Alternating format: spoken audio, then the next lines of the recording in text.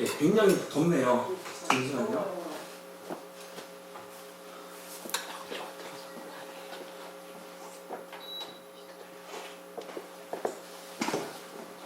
네, 저는 오늘 이 시간에 감사하는 사람 이 말씀으로 함께 은혜를 나누고자 하겠습니다.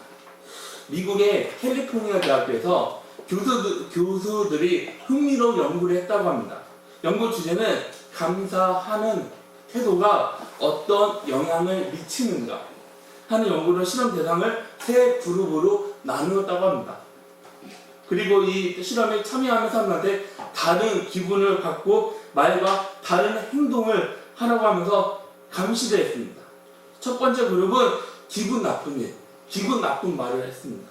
두 번째 그룹은 감사하는 일, 감사하는 말을 하라고 했습니다. 세 번째 그룹에는 일상적인 일, 일상적인 말을 하라고 했습니다. 이 연구는 일주일이라는 짧은 기간으로 연구를 했습니다. 어떤 그룹이 가장 행복감을 느꼈을까요? 두 번째 그룹이 가장 행복했습니다. 이 실험을 한 심리학 교수는 감사한 일에 집중해 행복감을 가장 많이 느낀 그룹을 대상으로 1년 동안 심리 조사를 했다고 합니다. 그런데 감사하면서 살아가는 사람들 태도가 긍정적으로 바뀌었다고 합니다. 다른 그룹 사람들은 스트레스를 많이 받았는데 이 사람들은 스트레스를 덜 받았다고 합니다. 또 다른 그룹 사람들은 크게 좌절했다라고 하는데 이 두 번째 그룹 사람들은 좌절을 조금 덜 받았다고 합니다. 어려운 일을 쉽게 극복하는 것을 발견했다라고 합니다. 그래서 감사 힘이 얼마나 대단하지 않은가 하는 걸 느꼈다고 합니다. 여러분, 감사합니다. 고맙습니다. 이게 내 입에서 나오는데 얼마나 걸릴까요? 시간이 0.3초입니다. 그러면은 불평은 얼마나 있다 바로 나올까요? 얼마나 있다 나올까요? 바로 다이렉트로 나옵니다. 여러분, 감사하면서 살아가시길 바라겠습니다. 그리고 감사의 힘은 대단합니다. 그런데 우리가 살아가면서 감사하는 게 쉬울까요? 아니요. 어렵습니다. 우리가 살아가면서 감사하면서 살아가야 하는데 감사하는 것은 쉽지 않습니다. 그런데 예수님은 이렇게 말합니다. 탐욕이 감사를 막는다고 말합니다. 충분한데 더 가져야 한다라고 생각하는 우리 생각, 나한테 있는 욕심, 하나님하고 사람들한테는 매정합니다. 하지만 나한테는 어때요? 넉넉합니다. 이게 바로 탐욕이라는 것입니다. 그럼 우리는 어떻게 하면 탐욕을 멀리 할 수 있을까요? 감사하는 습관을 가져야 합니다. 감사하는 태도를 가져야 합니다. 오늘 본문 말씀을 보면 부자가 등장합니다. 이 사람은 소출이 많아져서 풍성해졌습니다. 부자가 되었습니다. 감사해야 하는 상황입니다. 그런데 이 사람은 어때요? 감사하지 않았습니다. 이 부자에는 감사하는 습관이 없었습니다. 여러분, 욕심은 계속해서 자라게 되어 있습니다. 욕심이 너무 자라서 그게 문제가 됩니다. 하지만 감사는 180도 다릅니다. 미국에서 어린 자녀들 둔 부모가 자녀에게 감사를 가르친다라고 말합니다. 그리고 학교에서 학생들에게 가르치는 게 선생님들이 학생들에게 가장 먼저 가르치는 게 이거랍니다. Please, I'm sorry, thank you. 이게 어떤 말일까요? 미안해. 그리고 고마워. 먼저 가르친다라고 합니다. 감사가 시간이 지나면서 저절로 나오겠지. 내가 커면서 감사 저절로 앞으로 나올 거야. 여러분, 감사는 저절로 나오는 게 아닙니다. 감사는 습관입니다. 예수님이 오늘 말을 한 이 부자는 유대인 사람이었습니다. 유대인은 하나님한테 감사를 하면서 살아가야 하는 사람입니다. 이웃을 섬겨야 하는 사람입니다. 하지만 오늘 본문에 등장하는 부자는 그런 마음이 없다는 걸 알 수가 있습니다. 오늘 본문 말씀 12장 17절부터 19절을 다 같이 함께 읽겠습니다. 다 같이 시작. 진심에 생각하였는데 내가 곡식사하는 것이 없으니 잘 자라고 또 이르되 내가 행하여라 내 고관을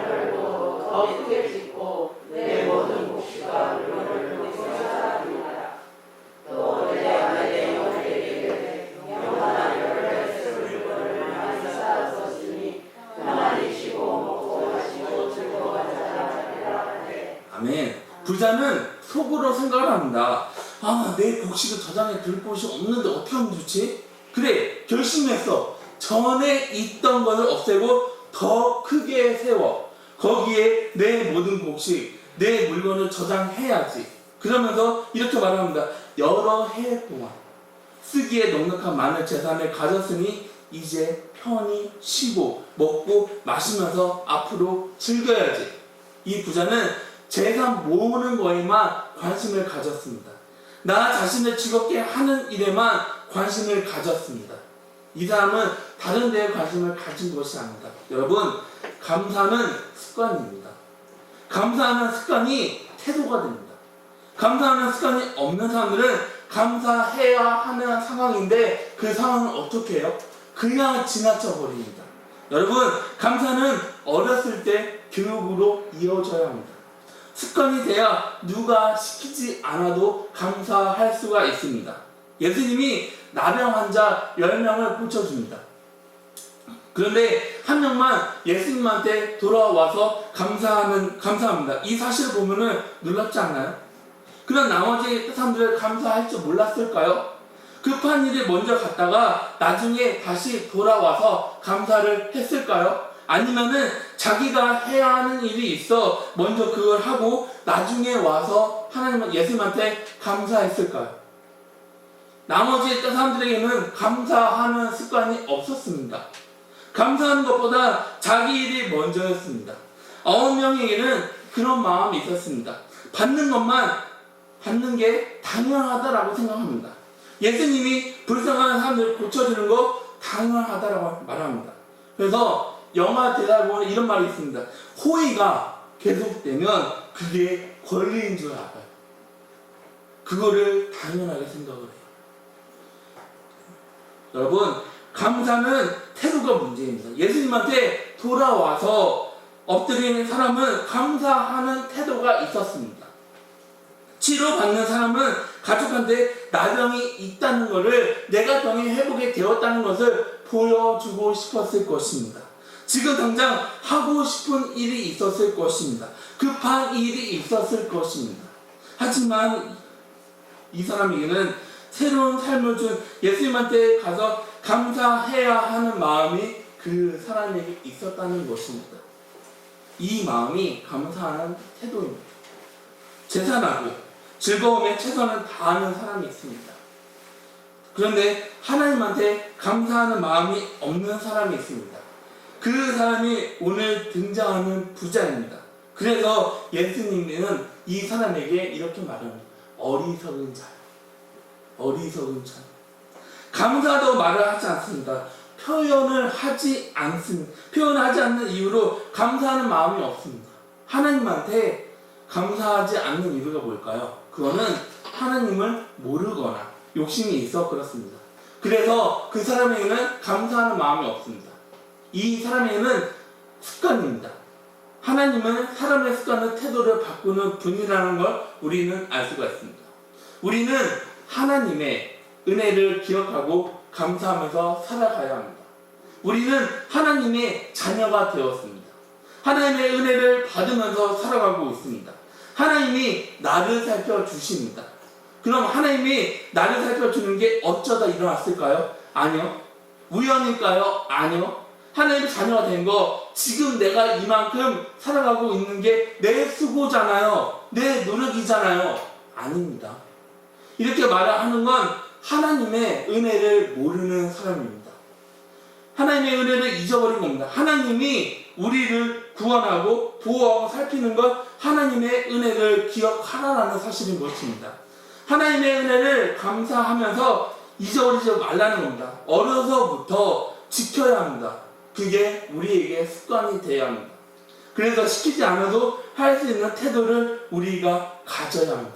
그러면 감사는 또 뭐가 있을까요? 감사에는 조건이 있습니다.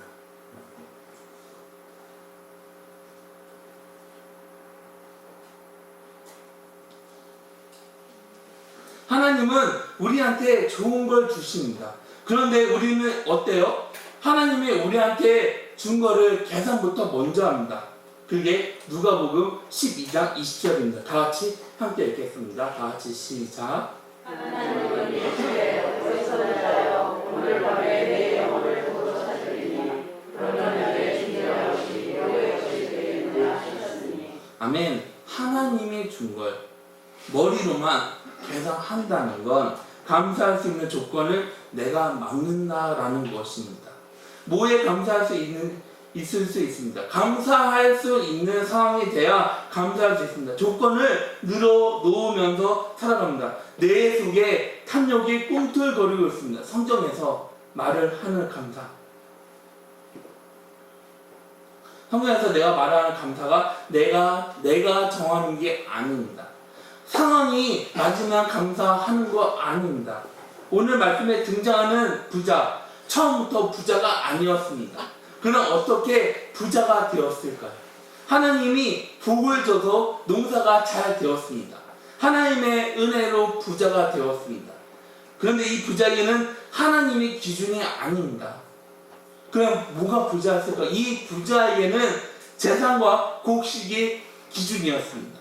창고 사이즈였습니다. 그것도 도시에서 가장 큰 창고. 그 창고를 갖는 게 이 사람이 바라는 것이었습니다. 그래서 어마어마한 사이즈로 창고를 지키려 마음이 없습니다. 가장 큰 창고를 지은 다음 거기에 재산을 쌓았다고 생각을 해볼까요? 이렇게 하면은 하나님한테 감사할 수 있을까요? 아니요. 부자 마음에는 하나님이 아니라 욕심이 더 자랄 뿐입니다. 감사할 마음 이 사람에게는 없습니다. 사람들은 이렇게 생각을 합니다. 이거는 우연이야. 이거는 내가 한 거야. 이거는 내 피땀을 흘리면서 한 거야. 이거는 내가 이룬 노력이야. 우연이고 노력의 결과라고 생각하는 사람은 하나님의 은혜를 모르는 사람인 것입니다. 자기 자신을 속이는 사람입니다. 이 세상에는 공짜가 없습니다. 그러면서 내가 살아온 길, 내가 만난 사람들, 내 자녀들이 내 노력으로 됐다라고 생각하면서 생각하는데 그거는 앞뒤가 맞지 않습니다. 내가 대단한 사람이라고 생각을 합니다. 내가 노력을 해서 이만큼 살 수 있다라고 생각합니다. 그러면서 하나님한테 대한 말을 이렇게 합니다. 하나님한테 대해서 어떤 말을 할까요? 감사 조건. 하나님이 나를 사랑한다. 하나님이 영원히 나를 살피신다. 여러분, 이렇게 말을 하는 사람은 다시 한번 생각해 봐야 됩니다. 우리는 늘 생각을 해야 됩니다. 내가 이만큼 살거나 아니면은 그렇게 살지 못한다고 하거나 이거는 하나님의 은혜인 것입니다. 내 자녀가 내 기준대로 잘 되든지 못 되든지 그 모두가 하나님의 은혜라는 사실인 것입니다. 하나님은 나에 대한 놀라운 계획이 있습니다.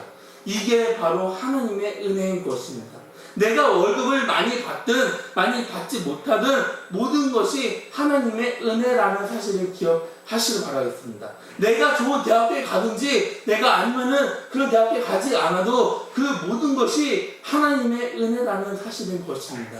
내가 아픈 것도 내가 아프지 않은 것도 하나님의 은혜인 것입니다. 여러분, 하나님이 여러분에게 준 걸 감사하면서 살아가시기를 바라겠습니다. 다른 사람하고 비교를 하지 말고 감사하는 태도를 기르시기를 바라겠습니다. 예수님이 벳세다 들판에 모인 사람들을 위로해 줍니다. 아픈 사람 고쳐줍니다. 배고픈 사람 배부르게 먹였습니다. 그런데 예수님한테 음식이 많이 있는 거 아닙니다. 어린 아이가 준 보리떡 5개, 물고기 2마리, 그게 고작이었습니다. 한 명이 먹기에 부족한 양이었습니다. 그런데 예수님은 이 작은 음식으로 5,000명을 먹이십니다. 그럼 어떻게 먹여요? 그걸 예수님이 하나님한테 감사했습니다. 하나님한테 감사 기도를 했습니다. 감사는 제한 조건을 깨버립니다. 감사 기도를 하면은 기적이 일어납니다. 그 장소에 있던 사람들이 먹고 남는 역사가 일어났습니다. 상황을 극복하는 것이 바로 예수님의 감사인 것입니다. 오늘 말씀에 등장하는 어리석은 부자는 곡식과 재산을 쌓으면서 자기 인생을 계획을 합니다. 그런데 이 부자는 감사하지 않았습니다. 우리는 사랑한다고 습관처럼 이야기합니다. 그렇게 얘기하지만 사람들한테는 어때요? 무관심합니다. 사랑한다고 말을 하는데 상처를 줍니다. 화를 내는 사람들이 있습니다. 여러분, 하나님한테 감사하시길 바라겠습니다. 하나님이 저와 여러분에게 생명을 주셨습니다. 여러분, 감사 조건은 나한테 있는 게 아닙니다. 나를 하나님의 자녀로 삼아주신 하나님의 은혜, 영원히 나를 살펴주는 하나님의 은혜, 하나님의 은혜가 저와 여러분에게 있다고 믿으시기를 바라겠습니다. 평생을 노예로 살다가 죽은 찰리 스미스라는 사람이 있습니다. 이 사람은 평생을 고통이 가득한 삶을 살았습니다. 노예의 자녀로 태어나서 평생을 노예로만 살아야만 했습니다. 늘 학대를 받으면서 그 고통을 견뎌 나가야만 했습니다. 그런데 이 사람이 미국 남부와 서부를 왔다 갔다 하면서 매를 맞았습니다. 모욕을 당했습니다. 늘 배가 고팠습니다. 죽을 고비를 한두 번 넘긴 게 아니라 20번 이상 넘겼습니다. 그렇게 반복하다 이 사람은 138세로 죽음을 맞이합니다. 그런데 이 사람이 죽음을 앞에 뒀는데 가족들 앞에서 이런 기도를 했다고 합니다. 하나님 아버지, 제가 흑인으로 태어난 걸 감사합니다. 제가 노예 신분으로 태어나게 해주셔서 감사합니다. 매를 맞고 모욕당한 거 감사합니다. 나를 사랑해서 십자가에 못 박혀 죽은 십자가의 수치, 모욕, 고통을 잊지 않도록 해주셔서 감사합니다. 다른 것보다 평생을 제 곁에 계신 하나님께 감사합니다. 말씀을 정리합니다. 하나님의 은혜가 나에게 충분합니다. 하나님의 은혜가 여러분에게 충분합니다. 보리떡 5개, 물고기 2마리로 나한테 충분합니다. 나한테 맡겨준 사람, 나한테 맡겨준 재산 충분합니다. 여러분, 충분한 은혜라고 믿으면서 감사하면서 살아가시길 바라겠습니다. 재산이 많고 나한테 빌딩 건물이 높이 올려서 이슈가 되는 부자가 될지 우리는 앞으로 모릅니다. 하지만 충분한 은혜를 알고 하나님한테 감사하면 사람으로 살아가시길 바라겠습니다. 그렇게 하면 우리는 감사의 부자가 될 수가 있습니다. 오늘 내 삶 가운데 계시는 하나님 아버지, 하나님의 베풀어주는 사랑, 그게 충분한 은혜라고 믿으시길 바라겠습니다. 충분한 은혜에 감사를 표현하면서 살아가는 우리 귀한 성도님들이 다 되시기를 주님의 이름으로 축원합니다. 네. 다 같이 기도하시겠습니다.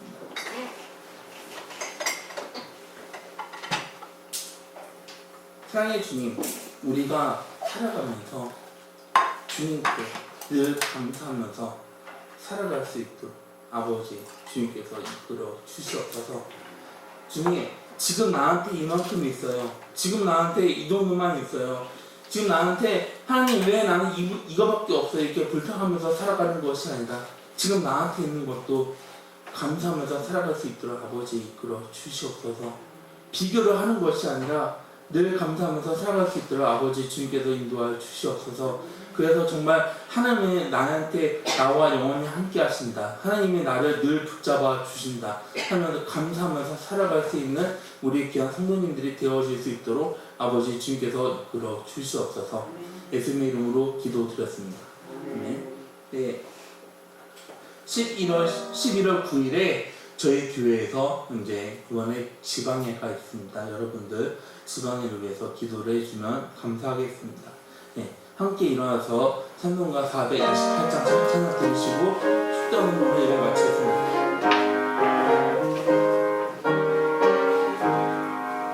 내 영혼의 햇빛 비추는 주 영광 찬란해. 이 세상 어떤 빛보다 빛이 떠빛나네. 주의 영광 빛난 방주 내게 비춰 주시옵소서. 그 밝은 얼굴 배울 때 나의 영혼 기쁘다. 내 영혼의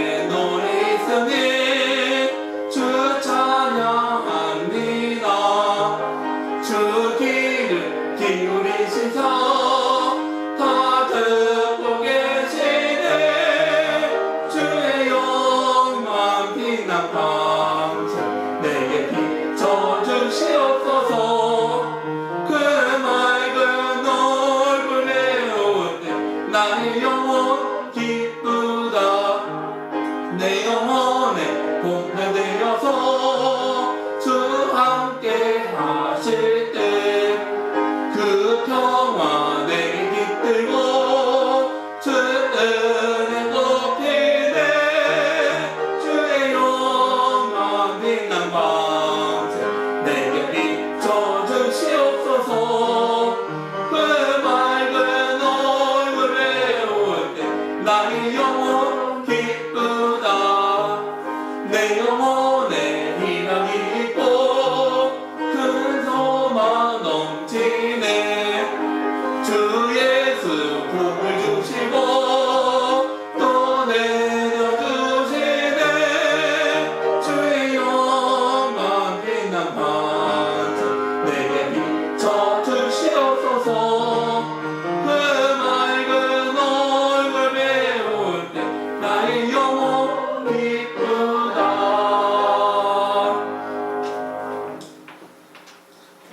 여호와는 내게 복을 주시고 너를 지키시길 원하오며 여호와는 그의 얼굴을 내게 비추사 은혜 베푸시길 원하오며 여호와는 그 얼굴을 내게로 향하여 드사 평강 주시기를 원하노라.